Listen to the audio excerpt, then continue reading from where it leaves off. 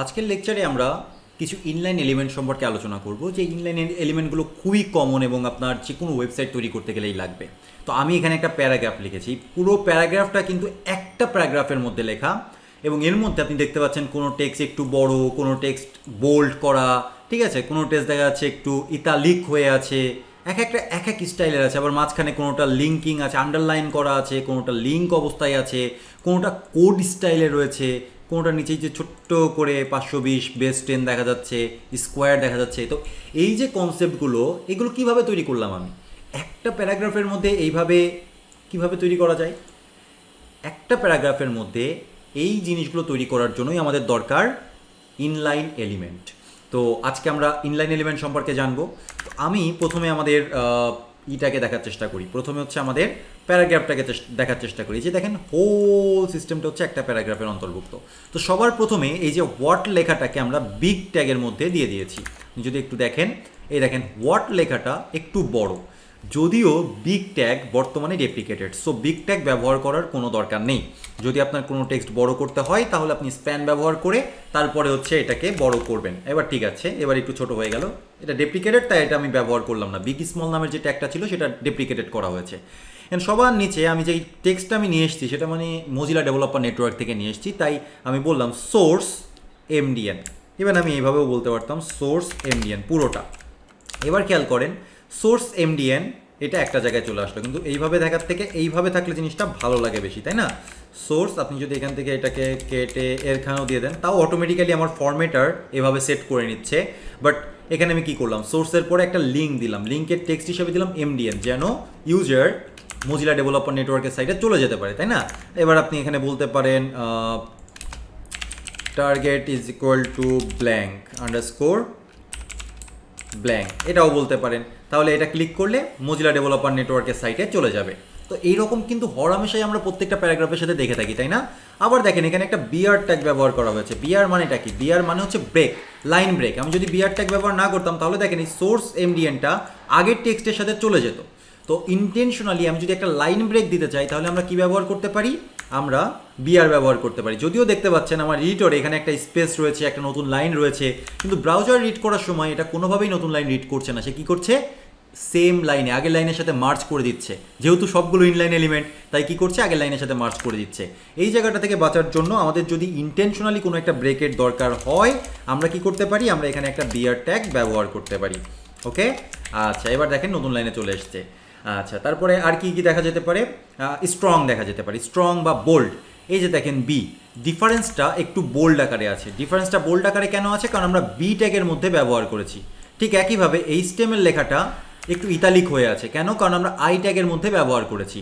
তো আগে মানে কিছুদিন আগেও বি ট্যাগ ব্যবহার করলে বোল্ড করা হতো এবং আই ট্যাগ ব্যবহার করলে ইতালিক করা হতো। এখনও হয়, এখনও ব্রাউজার বুঝতে পারে, কিন্তু এখন রিকমেন্ডেড হচ্ছে বি এবং আই ট্যাগ ব্যবহার না করা। তার থেকে কি ব্যবহার করা? তার থেকে বরঞ্চ স্ট্রং ব্যবহার করা।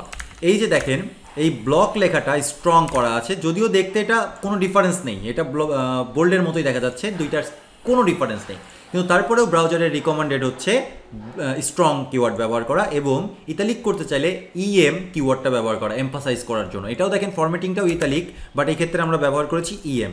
এগুলো সবই ইনলাইন এলিমেন্ট। তারপরে ব্লক এলিমেন্টস, এটা হচ্ছে ইউ ট্যাগ ব্যবহার করা হয়েছে, মানে এখানে আন্ডারলাইন দেখা যাচ্ছে, দেখতে পাচ্ছেন আপনি? অবশ্যই। আচ্ছা, নিচে একটা জায়গায় স্প্যান ব্যবহার করা হয়েছে, এই যে ব্রাকেট দিয়ে এই অংশটাকে ডিজাইন করার জন্য আমরা স্প্যান ব্যবহার করেছি, কিন্তু স্প্যান স্পেসিফিকভাবে কোনো ডিজাইন প্রোভাইড করে না। যদি আপনার কোনো একটা প্যারাগ্রাফের মধ্যে কোনো একটা স্পেশাল টেক্সটে স্পেশাল কোনো স্টাইল প্রোভাইড করতে হয় বা কোনো ক্লিক ইভেন্ট প্রোভাইড করতে হয় বা হোয়াট এভার ইউ ওয়ান্ট, আপনার যদি কিছু একটা করতে হয় তাহলে আপনি সেই টেক্সটটাকে আলাদাভাবে মার্ক করতে পারেন স্প্যান ব্যবহার করার মাধ্যমে। সো আমি সেটার ব্যবহার দেখব। যেমন আমি চাচ্ছি যে এটার উপরে যদি হোভার করা হয় তাহলে কার্সরটা হয়ে যাবে, কার্সরটা কি হয়ে যাবে? কার্সরটা হয়ে যাবে ক্লিকেবল কার্সর, হ্যাঁ, হ্যান্ড হয়ে যাবে। তাহলে সেটা আমি করতে পারি। তো সেটা করার জন্য প্রথমে আমি হচ্ছে একটা আইডি দেই, আইডি বা ক্লাস দেই, class hover hand.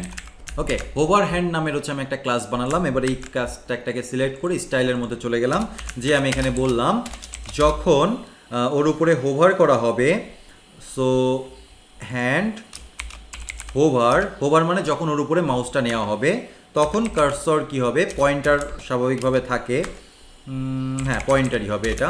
So pointer. এবার আপনি দেখেন যে এর উপরে হাত নিয়ে যাওয়ার সাথে সাথে আমার হাতটা চেঞ্জ হয়ে যাচ্ছে, এর উপরে কার্সর নিয়ে গেলে, স্প্যানের উপরে কার্সর নিয়ে গেলে হাতটা চেঞ্জ হয়ে যাচ্ছে, মাউসটা চেঞ্জ হয়ে যাচ্ছে, তাই না? এবার আমি এর সাথে আরও জিনিস অ্যাড করতে পারি, যেমন হচ্ছে আমি স্পেসিফিক এই স্প্যানের উপরে একটা টাইটেল যুক্ত করতে পারি, I am special text. Okay, so এখানে আমি যখন টাইটেল যুক্ত করব, তখন আমি যখন এর উপরে হোভার করব, তখন দেখবেন যে ছোট্ট করে নিচে লেখা উঠছে আই অ্যাম স্পেশাল টেক্সট, দেখতে পাচ্ছেন? ক্লিয়ার। সো এই ধরনের কাজগুলো যদি আমার কোনো একটা টেক্সটের মধ্যে স্পেশাল কিছু একটা করতে হয়, ইভেন আমি যদি চাই তাহলে এটার কালারটাও চেঞ্জ করে দিতে পারি, কালার গ্রিন। ওকে, এটার কালার তখন গ্রিন হয়ে যাবে। ওকে, সো দেখতে পাচ্ছেন যে কালার গ্রিন। আচ্ছা, কালার গ্রিন না হওয়ার পেছনে একটা বড় রিজন হচ্ছে এটা তখন হোভারের উপরে হবে না, এটা নর্মালি সব সময়ের জন্য কালার গ্রিন হবে। তো এই জায়গাটায় আমাকে দিতে হবে, আর এই অংশটা শুধুমাত্র হোভার করলে, মানে ওর উপরে মাউস নিয়ে গেলে হবে। ওকে, এখন এটা সব সময়ের জন্য গ্রিন। আচ্ছা, তারপরে দেখেন এই যে কোডের মতো স্টাইলে লিখতে চাইলে আমরা সেটাকে কি করে দিতে পারি, আমরা সেখানে কোড নামক কমেন্টটা ব্যবহার, মানে ট্যাগটা ব্যবহার করতে পারি। তার পূর্বে আমি দুইটা বিআর ট্যাগ ব্যবহার করেছি যেন আমি এখানে একটা স্পেস পাই, এখান থেকে লাইন ব্রেক হবে প্লাস হচ্ছে একটা নতুন লাইন স্পেস দিবে, এই জন্য আমি দুইটা বিআর ব্যবহার করেছি। এবং তারপরে এই অংশটাকে আমি কোডের মধ্যে রেখেছি যেন দেখতে সাধারণ টেক্সটের মতো না লাগে, এটা একটু ডিফারেন্ট লাগছে না দেখতে, ডিফারেন্ট কোডের মতো লাগছে, কারণ আমরা কোড ট্যাগ ব্যবহার করেছি। এরপরে সাব আর সুপার। সাব ব্যবহার করেছি কোনো কিছু নিচে, সাব মানে নিচে, নিচে ব্যবহার বোঝানোর জন্য, এই যে বেজ নাম্বারের ক্ষেত্রে আমরা বেজ বোঝাই না, বেজ বোঝানোর জন্য আমরা সাব ব্যবহার করেছি।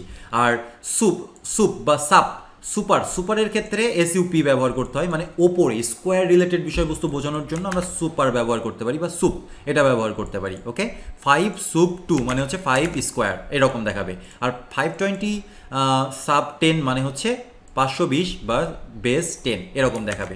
আর অ্যাঙ্করটাকে আপনি যেখানে খুশি সেখানে ব্যবহার করতে পারেন, আপনি চাইলে বাটনও যেখানে খুশি সেখানে ব্যবহার করতে পারেন, বাটন ইনলাইন ট্যাগ, ঠিক আছে, ইনলাইন এলিমেন্ট। সো এই ছিল আসলে ইনলাইন এলিমেন্ট, যেগুলো খুবই কমন। এছাড়াও আরও অসংখ্য ইনলাইন এলিমেন্ট আছে যেগুলো আপনি এই ওয়েবসাইট থেকে দেখে নিতে পারেন, আর যদি আমাদের পরবর্তীতে প্রয়োজন হয়, যখন যেটা নতুন প্রয়োজন হবে তখন আমরা সেটা শিখে ফেলবো।